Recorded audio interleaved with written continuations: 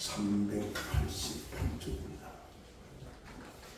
요한일서 1장 1절에서 4절까지 공독합니다.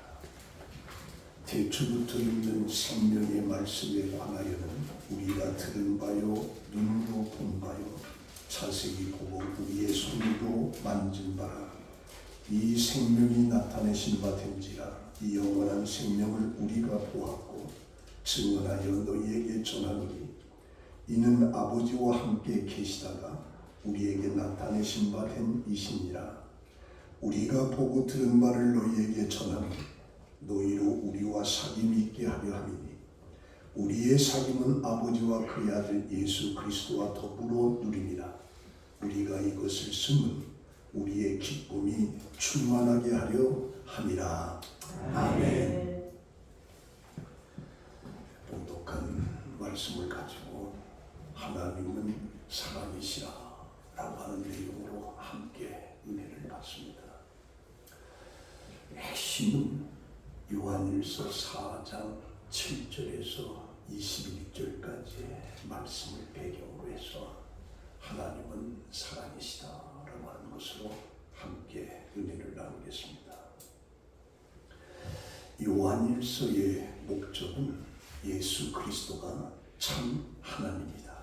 그리고 그에게는 영생이 있고 아들이 있는 자에게는 영생이 있는 것을 알리는 데 목적이 있습니다.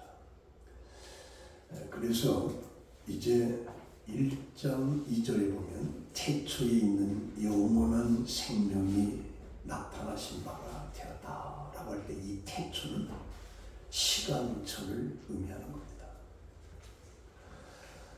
그 나타내셨다라고 하는 것은 하나님이신 예수 그리스도가 시간 속에 오셨다. 이게 바로 성취입니다. 원래는 아버지와 함께 계시다가 우리에게 나타나셨다. 그래서 요한복음 1장 2절에 보면 그가 태초와 하나님과 함께 계셨다.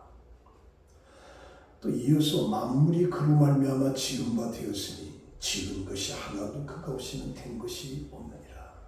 그 안에 생명이 있었으니 이 생명은 사람들의 빛이라.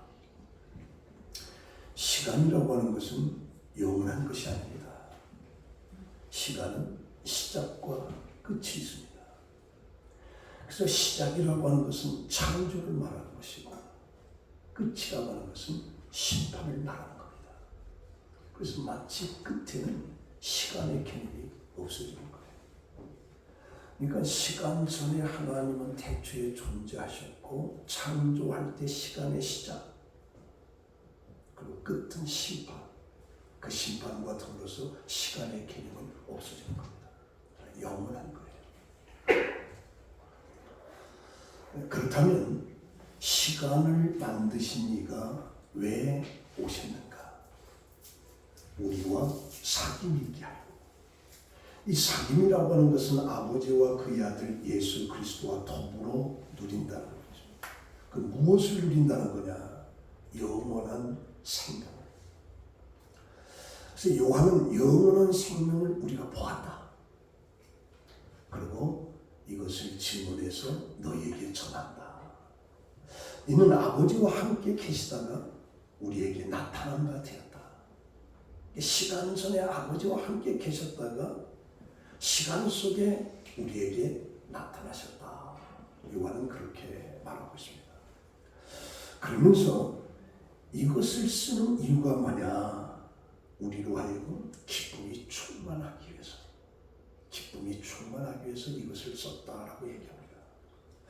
그럼 기쁨이 충만하다라고 하는 것은 뭐냐? 하나님과 함께 교제를 나눈다. 또 생명의 말씀이 우리에게 주어짐으로 기쁨이 충만하게 된다.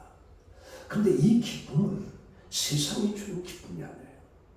세상에 있는 기쁨도 아니고 그 무엇과도 비교할 수 없는 엄청난 기쁨인 겁니다.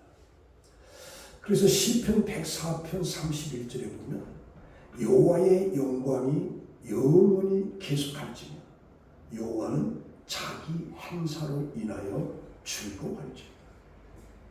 영광 중에 계신 하나님이 자기 행사로, 자기 일로 즐거워한다는 거죠.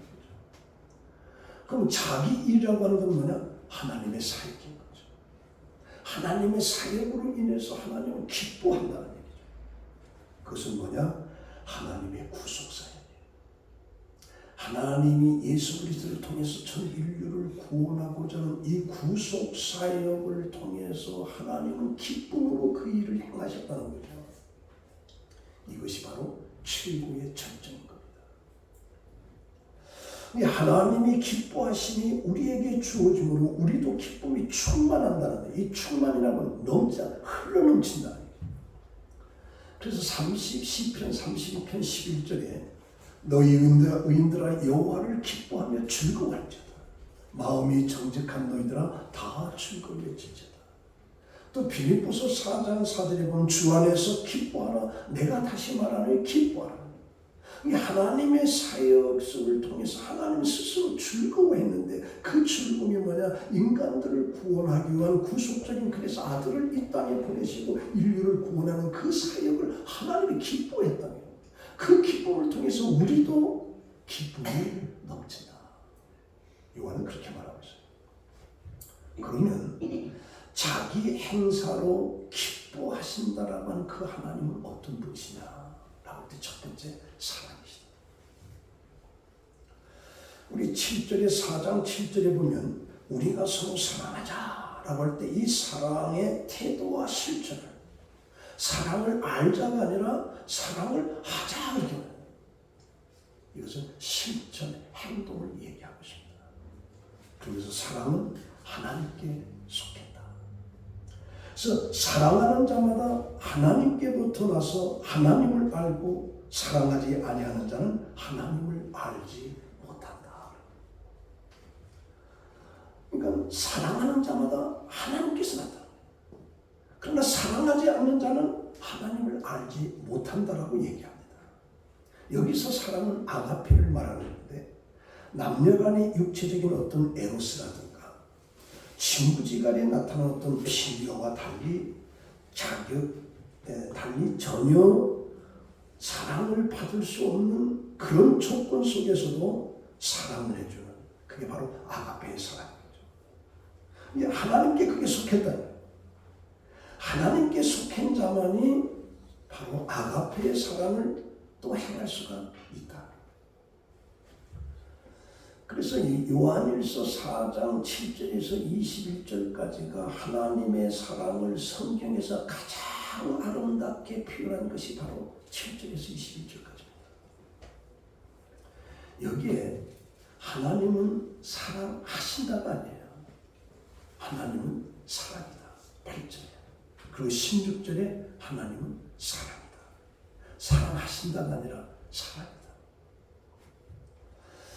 그러면 하나님은 사랑이시다라고 하는 그 주장은 단순하게 사랑이 그분의 행동 중에 어떤 하나라고 하는 것이 아니라 모든 것이 사랑이라는 거죠.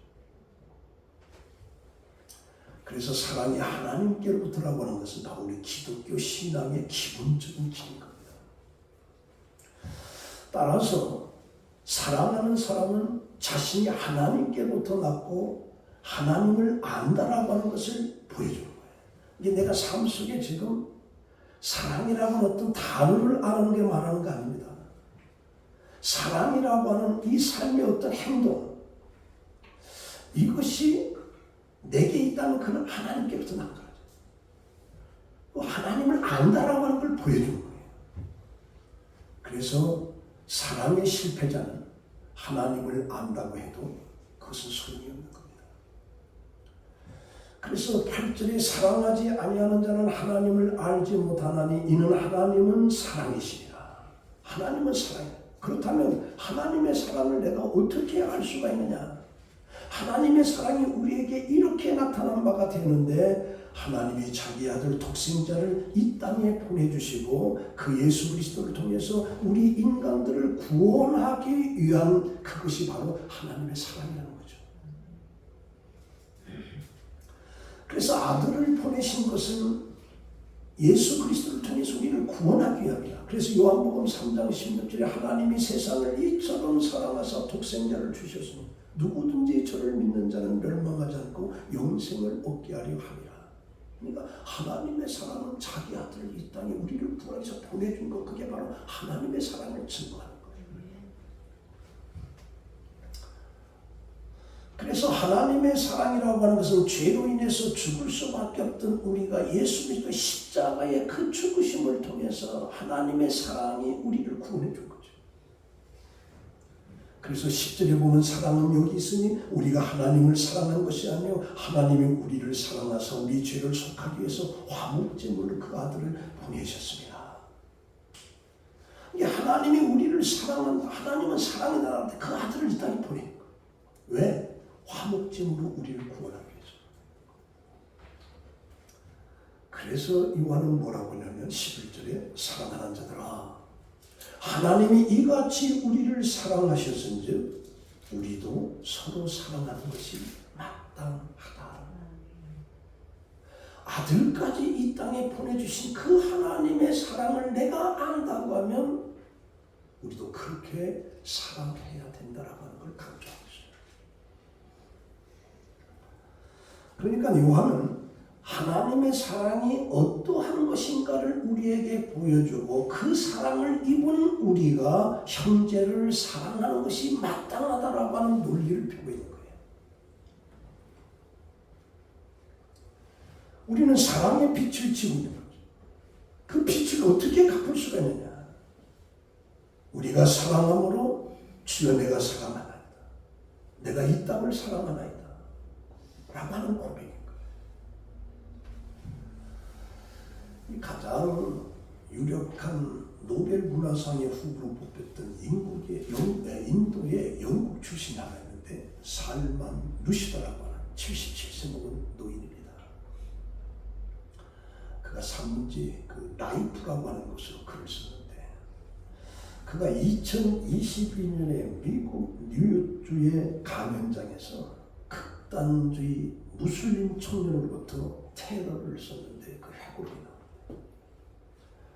그 악마의 시라고 하는 그 악마라고 하는 시에서 이슬람 예언자 무하마드를 불경하게 묘사했다라고 하는 그 이유 하나를 가지고 이제 살해 위협에 시달려온 거예요. 그래서 누시다가 처음 발생한 피습 사건이 흉기로 온몸을 15간대를 찔립니다. 기적적으로 목숨은 건졌지만 오른쪽 눈을 잃어버렸어요. 그래서 그의 책에는 살인 미수 후에 명상이라고 하는 부제가 붙여서 나왔는데 그가 이런 얘기를 합니다. 악마의 시 때문에 만들어진 제품인데 나를 공격한 자가 잊지 않아도 나는 좋다.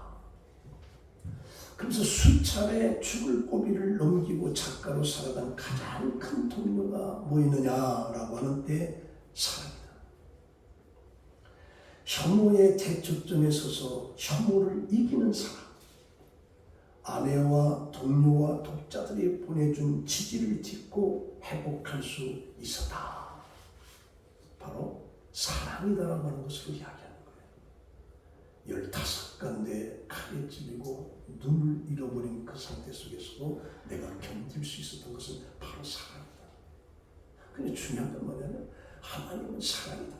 한마디로 요약하면 사랑이다. 근데 그 사랑을 뭘로 표현했느냐? 하나밖에 없는 예수 그리스도를 이 땅에 보내줘서 우리를 위해서 화목제물로 십자가에 죽게끔 만들어서 우리를 구원해. 그게 하나님의 사랑이에요. 근데 그 하나님을 안 갚을 때는 우리 삶에는 분명히 사랑이 있어야 된다. 그게 아까. 그래서 두 번째는 사랑이라고 하는 것은 우리로 온전히 이루려 하심이라고 말하고 있습니다. 12절에 어느 때나 하나님을 본 사람이 없을 때 아무도 없다라고 하는 강한 부정인데 역사상 하나님과 가장 가까운 사이였던 모세도 사실은 하나님 자체를 보지 못했습니다. 하나님은 아무도 가까이 못할 빛에 거하신 거죠. 그래서 디모데전서 6장 16절에 오직 그에게만 죽지 아니함이 있고 가까이 하지 못할 빛에 거하시고 어떤 사람도 보지 못하였고 또 볼 수 없는 이시니 그에게 존귀와 영원한 권능이 드릴지어다. 그래서 출애굽기 33장 20절에 보면 하나님을 본 자는 반드시 죽는다. 그럼에도 만일 우리가 서로 사랑하게 된다면 그 사랑이라고 하는 자체가 하나님이 우리 안에 계신다라고 하는 것이고, 그 하나님이 우리 안에 계심으로 그의 사랑이 온전히 이루어진다. 하나님은 미움과 증오가 있는 곳에는 머무를 수가 없습니다. 그러나 사랑이 있는 곳에는 자연스럽게 머무를 수가 있는 것입니다. 그래서 우리가 사랑하는 그곳에 하나님이 계시다는 거죠. 하나님을 본 사람은 하나도 없어요. 보면 죽습니다. 근데 그 하나님은 사랑이라는 거예요. 그 사랑은 그 아들로 우리에게 보여준 거예요. 그래서 우리가 삶 속에 그런 사랑이 있다라고 하면 하나님은 보이지 않지만 그 사랑의 행위 속에 하나님이 내 안에 계시다는 얘기죠. 그래서 예수님이 십자가에 어떤 사랑의 행위가 없었다고 하면 우리에게는 구원이 없습니다. 예수의 십자가를 통해서 하나님이 그곳에 계시고 그의 사랑이 우리 안에 온전히 이루어서 우리를 구원을 이룬다는 거죠. 자, 그러면 왜 우리가 서로 사랑해야 되느냐? 예수님께서 마태복음 18장에 비유의 말씀을 해주십니다. 어떤 임금이 회개를 해야 될 종들을 부르는데 그 종들 중에 하나가 1만 달란트를 빌렸어요. 근데 갚을 길이 없습니다. 그래서 이런 처지에 놓인 그 종을 임금은 불쌍히 여겨서 1만 달란트의 돈을 탕감을 해줬습니다. 그럼 1만 달란트 돈이 얼마나? 몇천억입니다. 얼마나 큰 돈인지 몰라요. 그런데 탕감을 받은 그 종이 너무 기뻐가지고 가는 길에 자기에게 빚진 자가 있는데 100데나리온. 한 데나리온이 하루 노동 임금이에요. 3개월치 빚을 멱살을 잡고 돈을 갚아라. 한 번만 봐주시고 안 된다고 하면 감옥에 가둬버린 거죠. 이 사실을 임금이 듣고서 그 탕감해준 그 자를 불렀어요. 나는 어마어마한 달란트의 돈을 탕감해줬는데 너는 100데나리온 3개월 노동자의 임금을 갖다가 주지 않는다 해서 감옥에 가두느냐. 악한 자야. 그래서 그에게 다시 감옥으로 들여요. 이것은 무엇을 가리키냐? 하나님은 예수 그리스도, 자기 하나밖에 없는 예수 그리스도를 통해서 십자가에 못 박아 죽임으로 우리에게 사랑을 보여줬는데 우리는 왜 사랑을 하지 않느냐는 얘기죠. 왜 사랑을 하지 않느냐. 엄청난 사랑을 받았음에도 불구하고 그 사랑의 일부분을 나누지 못하는 그를 책망해주고 있는데요. 그래서 여기서 사랑을 할 때 우리를 온전히 이루게 하느라 하나님의 사랑을, 영원한 생명을 가능하게 하는 거죠. 그래서 13절에 성령을 우리에게 주심으로 우리가 그 안에 거하고 그가 우리 안에 거하는 줄을 아느니라. 다시 말하면 성령을 통해서 안다는 얘기인데, 하나님이 우리 안에 거하신다라고 하는 것은 그분의 임재와 그분의 교제 가운데 들어있다라고 하는 건데, 다시 말하면 하나님의 말씀대로 우리가 살아간다라고 하는 건데, 하나님의 말씀대로 살아간다라고 하는 바로 사랑의 삶을 드러내는 삶을 살 수 있다는 거죠.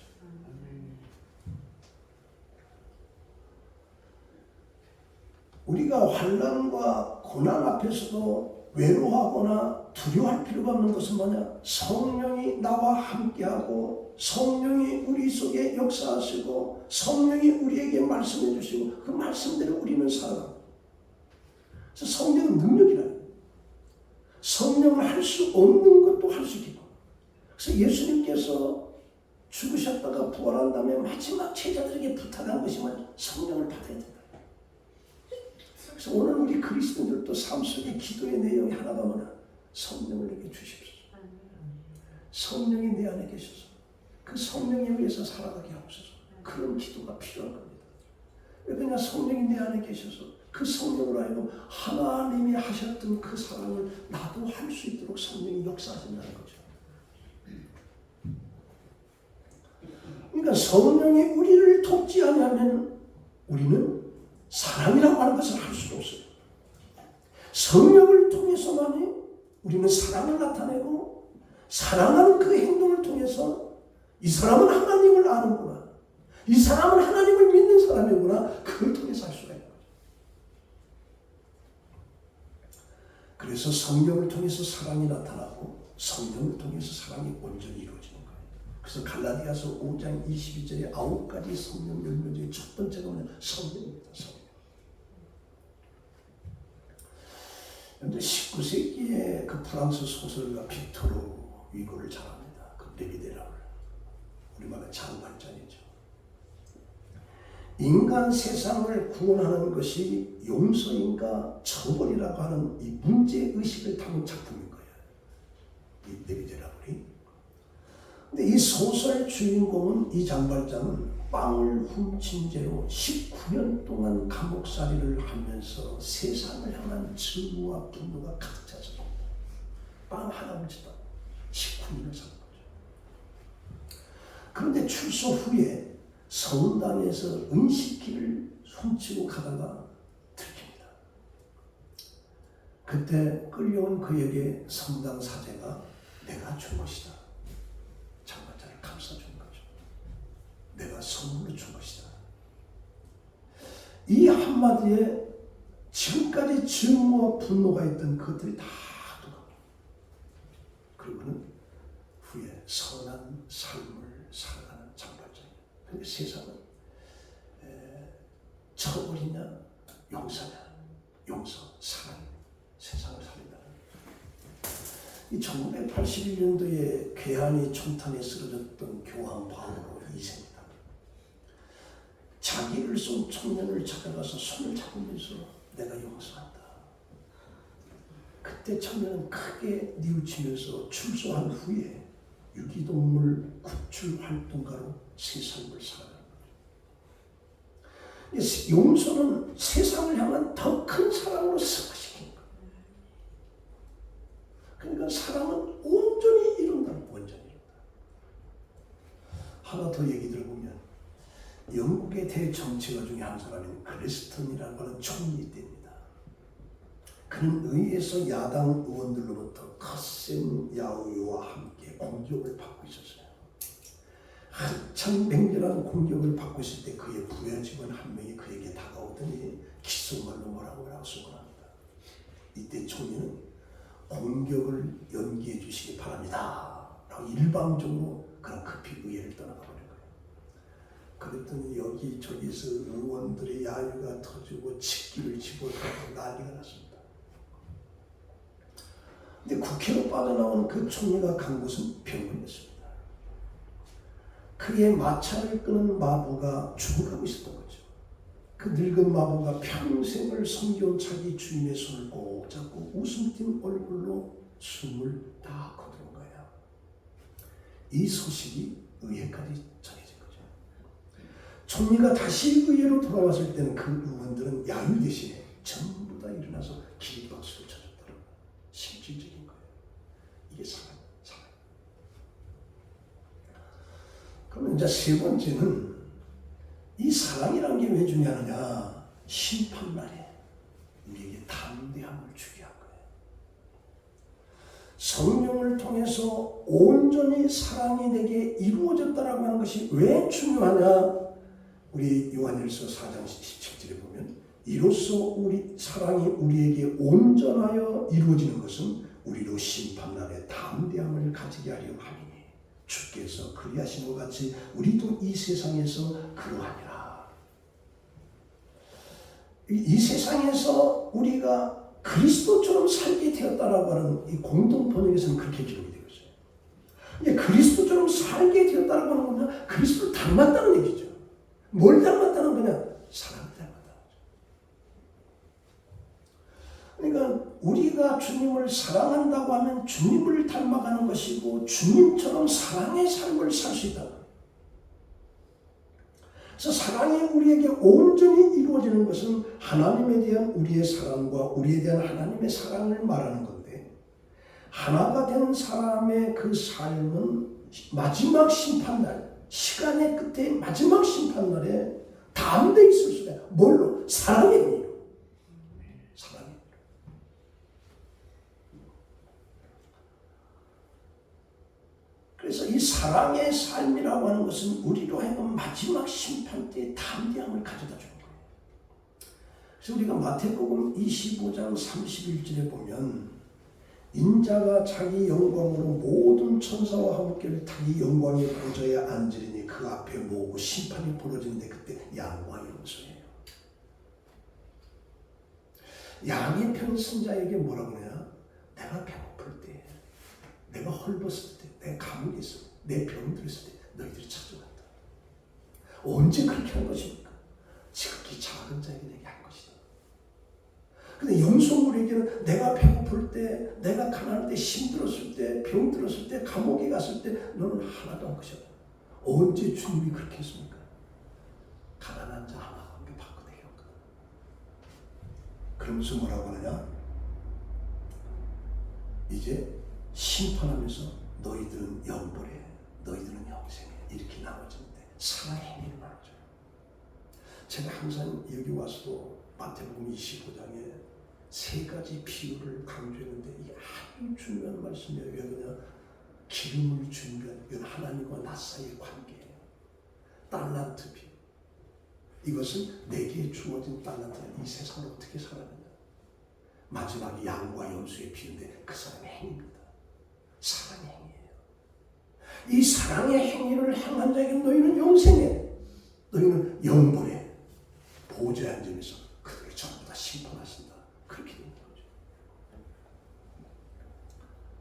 그래서 이 심판날에 모든 사람이 그리스도 앞에 나가 자기들의 행위를 책임지게 될 때는 말하는 거죠. 그러나 그리스도가 내 안에, 성령이 내 안에 계시면 두려워할 필요가 없다. 왜 그러냐? 성령이 그리스도가 행한 그 사랑을 우리로 하여금 할 수 있도록 그렇게 삶을 이끌어갔기 때문에 두려워할 것이 없다면 두려워할 것이 없다. 그러면 예수가 내 안에 계신 걸 어떻게 하느냐? 사랑의 행위를 통해서. 사랑의 행위를 통해서 할 수 있는 거예요. 그러니까 사랑의 행위를 보여주는 삶을 살기 때문에 우리는 심판날에 담대할 수 있다는 거죠. 담대할 수 있다. 그래서 시편 30편 24절에 강하고 담대하라 여호와를 바라는 너희들아. 또 에베소 3장 10절에 우리가 그 안에 그를 믿음으로 말미암아 담대함과 하나님과 당당히 나아감을 얻으리라. 그러니까 우리는 그를 믿음으로 뭘 보여줬다는 거냐? 예수 그리스도의 사랑을 삶 속에 보여, 이게 믿음이 있다라고 하는 거죠. 입으로 100번 내가 믿는다. 그건 아니에요. 그래서 마지막 때, 심판 때에 하나님이 우리에게 무엇을 물어보시겠느냐? 예수를 사랑했느냐? 내 이웃을 사랑하느냐? 이게 예수가 우리에게 준 두 가지 계명이에요. 이 사랑해줬느냐? 이것 가지고 마지막 심판 때 쓴다는 얘기죠. 그래서 요한복음 21장에 예수님께서도 마지막에 베드로에게 이 모든 것보다 나를 더 사랑하느냐? 사랑한다면 내 형제를 가르쳐라. 세우라. 그러면 바로 사랑의 행위를 가르쳐요. 그래서 로마서 8장 37절도 그러나 이 모든 일에 우리를 사랑하시는 이로 말미암아 우리가 넉넉히 인다. 사랑하시는 이로 말미암아 넉넉히 무엇을? 사랑으로 이긴다는 거죠. 사랑으로. 그래서 18절 속에는 뭐라고 하냐? 사랑 안에는 두려움이 없고 온전한 사랑이 두려움을 내쫓는다. 두려움에는 형벌이 있습니다. 두려워하는 자는 사랑 안에서 온전히 이루지 못한 거예요. 그리고 사랑과 두려움은 같이 공존할 수가 없습니다.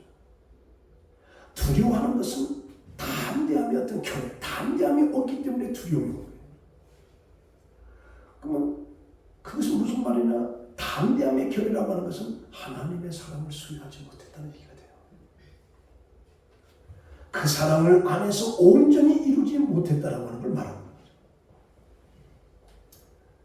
그래서 성도들은 하나님의 사랑 안에 있기에 미래나 영원 하나님의 심판을 두려워하지 않는 겁니다. 왜 그러냐? 하나님의 사랑을 우리가 무한히 받고 있고 그 사랑을 우리는 삶 속에 드러나고 있기 때문에 우리는 심판 속에 두려움, 담대함을 가지고 있는 거예요.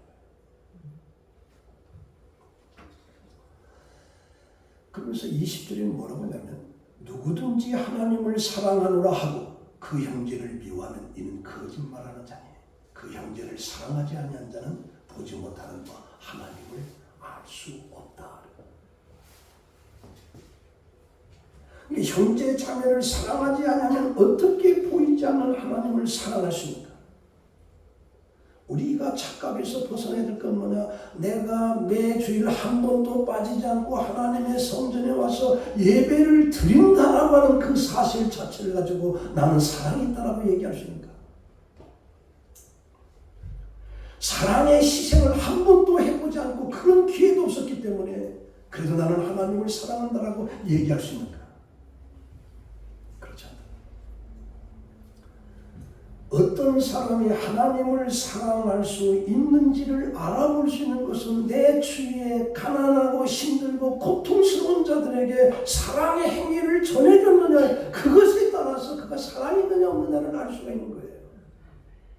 내가 교회 속에 직분을 가지고 있고 몇십 년 동안 한 번도 빠지지 않고 나는 예배를 때 그것을 가지고 사랑이 있다라고 얘기해서는 안 된다는 얘기예요. 그래서 21절에 우리가 이 계명을 주께 받았나니 하나님을 사랑한 자는 또한 그 형제를 사랑할지니라. 그 계명 받았다. 그래서 하나님을 사랑한 자는 그 형제를 사랑할지니라. 근데 사랑할 자는 사랑이라고 하는 말을 천만 만 번 써도 소용없다는 거예요. 하나님의 사랑이 뭔지를 우리에게 보여주셔서 하나밖에 없는 독생자를 이 땅의 십자가에 달려서 우리를 구해 그 사랑의 행위가 내 삶 속에 있고 내 삶 속에 이게 드러날 때 그게 바로 하나님을 아는 거고 하나님을 믿는 거라. 그래서 우리는 사랑을 먼저 받았고 먼저 사랑을 배웠습니다. 그러므로 사랑을 나타내야 되고 사랑을 보여주지 못하면 하나님을 사랑하는 것이 아니다라고 분명히 말하고 있습니다. 심판날에 내가 담대할 수 있는 길은 뭐냐? 하나님을 사랑하고 그 사랑을 형제 속에 보여줄 수 있는 그 행동. 사랑이라고 하는 단어를 아는 게 아니라 정말 삶 속에 사랑을 보여줄 수 있는. 그래서 저도 오늘 기회 속에 설교할 수 있는 기회가 있을 때 그런 얘기를 목사님들한테 하나님은 사랑인데 우리가 삶 속에 살면서 사랑을 보여줘야 돼요. 사랑이라고 하는 말은 수천 번 했지만 보여주지 못한 사랑, 내가 몇십 년 동안 목회했다 할지라도 그걸 보여주지 못하는 사랑, 그건 하나님의 사랑이 없는 거예요. 자, 오늘 이 말씀 가지고 결론을 냈습니다. 요한은 이 서신을 통해서 세 가지 거짓말을 지적하고 있습니다. 내가 하나님을 아노라. 내가 하나님을 사랑한다 주장할 때 하나님의 말씀에 순종하지 않는 것은 그 거짓입니다. 그리고 하나님의 아들이 인간의 신성 속에 시간 속에 인카네이션 성육신 그걸 믿지 못하는 그 주장도 거짓입니다. 그리고 다른 그리스도인들을 미워하면서 하나님을 안다, 하나님을 사랑, 거짓말이다. 거짓말. 얼마 전 어느 잡지에 미국의 그 인디아나주에 있는 그 트레이시 베일이라고 하는 청년이 하나 있었습니다. 이 사람 이야기가 실렸는데 그는 고등학교 다닐 때의 레슬링 선수였어요. 자기 학교 팀의 주장이었고 좋은 학생이었고 부모들과 함께 교회도 다녔어요. 그 레슬링을 배우면서 잘못된 친구들과 어울리기 시작한 거죠. 그 성품이 파괴적으로 바뀌었어요. 어느 날 밤 친구들과 어울려서 술 파티를 하다가 자기가 다니는 고등학교를 털고 학교 교실을 파괴했습니다.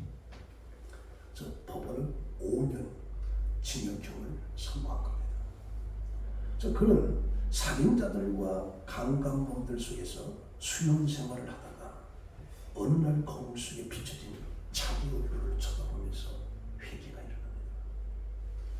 그는 무릎을 꿇고 하나님께 기도하기 시작합니다. 그때 성령이 그에게 임하였고 하나님의 사랑을 강하게 느꼈습니다. 그는 눈물을 흘리면서 열심히 기도하고 있을 때 그에게 성령의 뜨거운 불길이 임하게 된 거죠. 그때부터 그는 형무소에서 성경 공부 안에 들어가서 열심히 성경을 공부했습니다. 그 출감한 후에 다시 학교를 다니면서 대학에서 교육학을 전공하고 학교 교사가 되기로 결심을 합니다. 자신의 지은 죄를 회개하고 학교와 사회에 빚진 것을 갚아야 되겠다고 결단하고 그런 교사가 된 겁니다.